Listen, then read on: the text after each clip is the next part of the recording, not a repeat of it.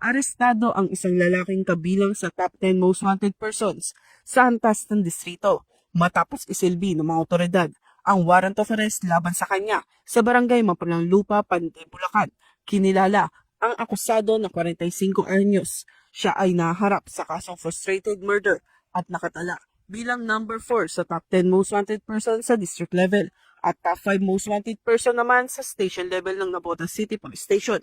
Inaresto ang akusado ng mga operatibo ng Warrant and Subpoena Section sa bisa ng Warrant of Arrest na inisyu ng Regional Trial Court, Branch 170, Malabon City.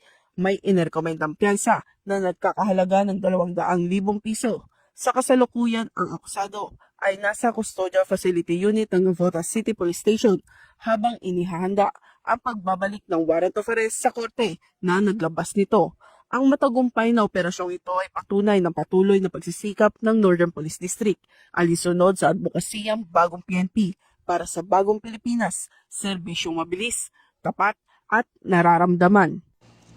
Mula rito sa Northern Police District, ako po ang iyong PNN correspondent, Patrolwoman Blaiselet Esperanza, alagad ng batas, tagataguyod ng Balitang Pulis.